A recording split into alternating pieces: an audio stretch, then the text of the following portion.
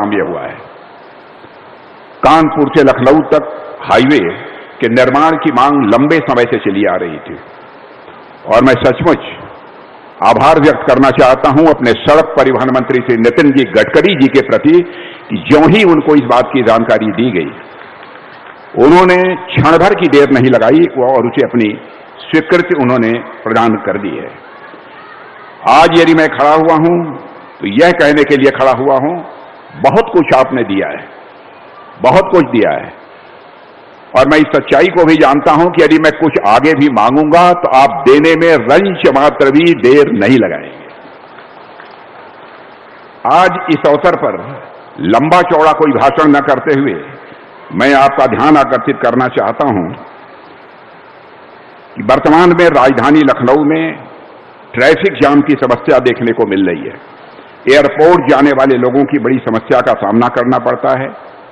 इसलिए आपसे आग्रह है कि लखनऊ एयरपोर्ट से आउटर रिंग रोड तक शहीद पथ पर लगभग 23 किलोमीटर लंबे एलिवेटेड कॉरिडोर के निर्माण की कृपया स्वीकृति प्रदान करें।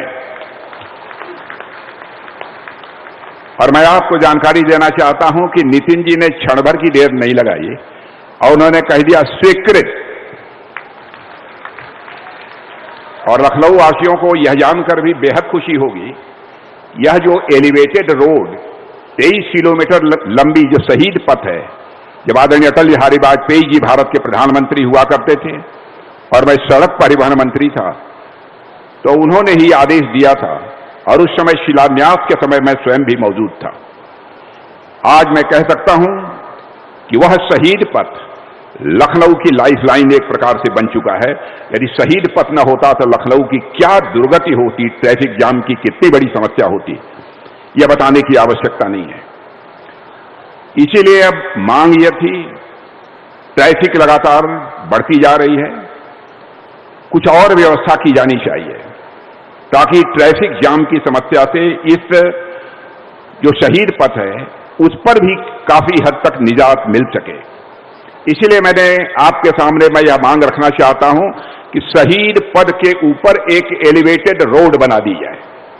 शहीद पथ के ऊपर एक एलिवेटेड रोड बना दी जाए ताकि वहां से आने वाले लोग या तो नीचे से आएं अथवा ऊपर से आएं, तो जाने वाले फिर एलिवेटेड रोड अथवा सड़क से फिर वापस जाएं ताकि ट्रैफिक की समस्या से हमको छुटकारा मिल सके।